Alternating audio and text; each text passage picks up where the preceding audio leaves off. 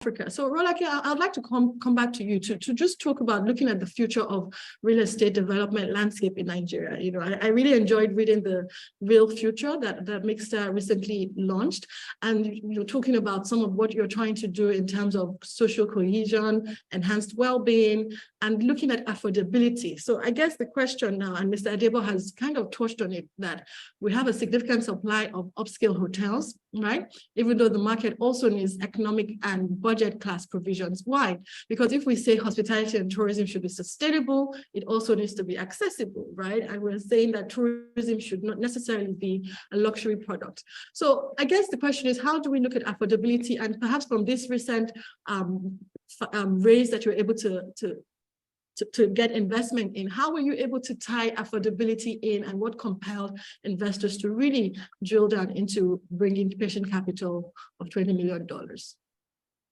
Okay, thank you for that, Dr. Okupe, and I really appreciate the insights that Mr. Dikko has just shared.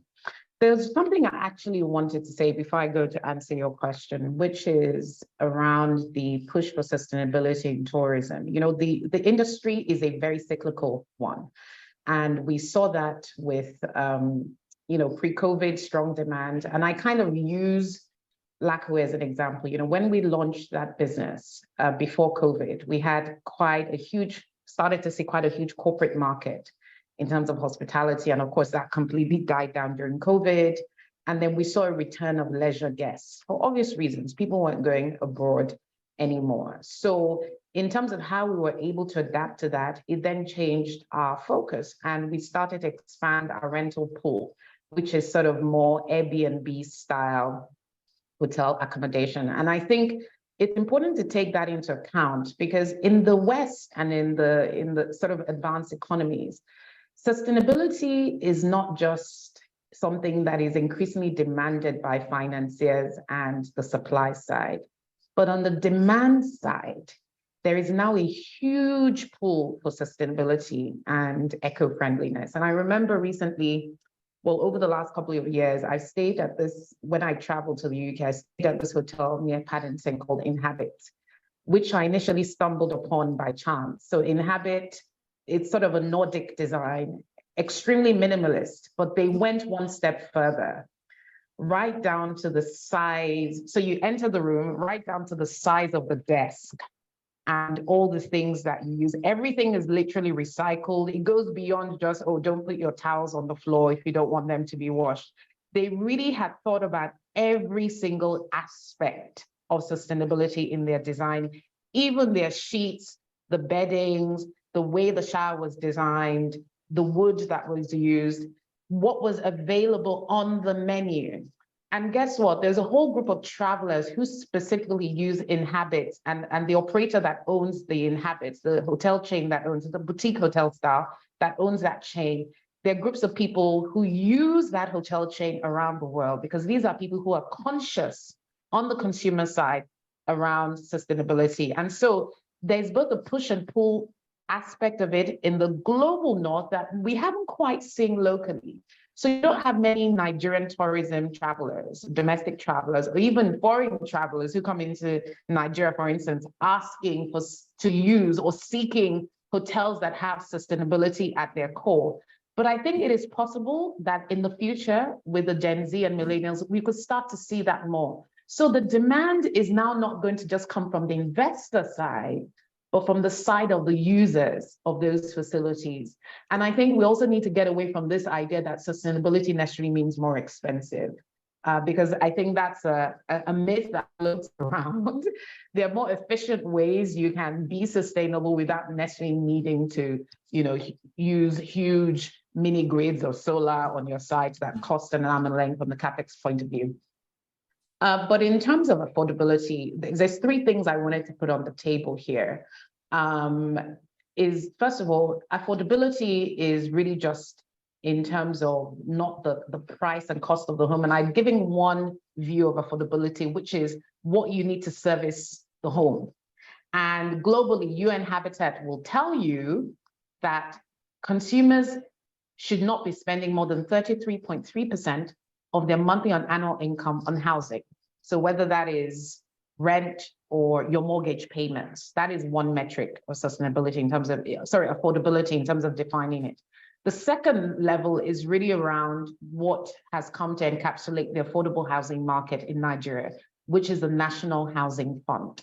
And there was a time that FMBN, the Federal Mortgage Bank of Nigeria, had put a 15 million naira debt cap.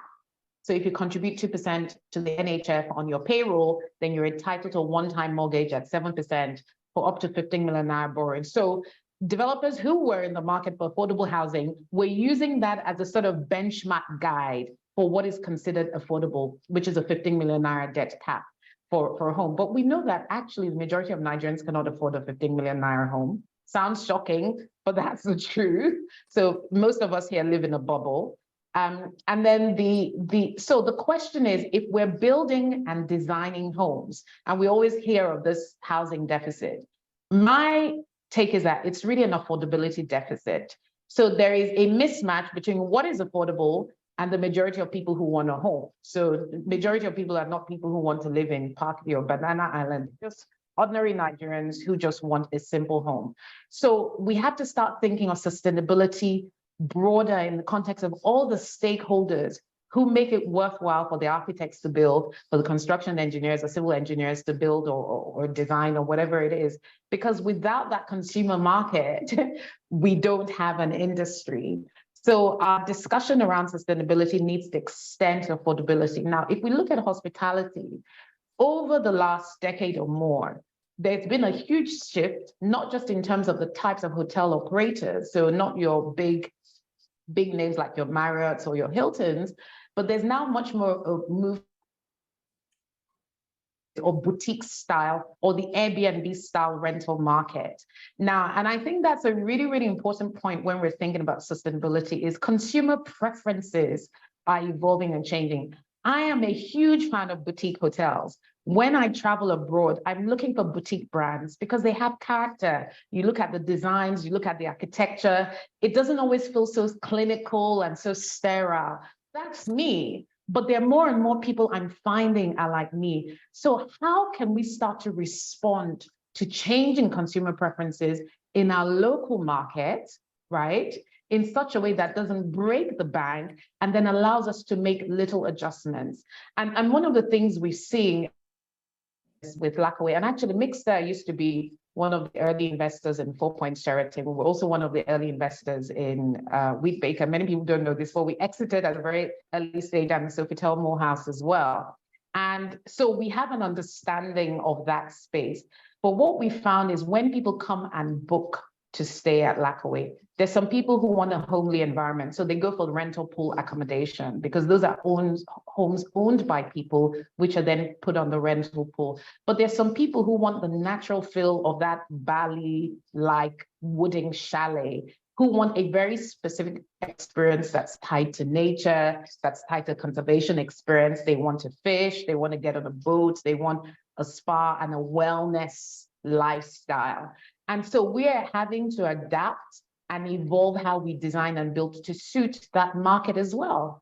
And they don't want noise pollution. So our golf carts are obviously electric, but now we also have to think about how we electrify the entire estate in a sustainable manner.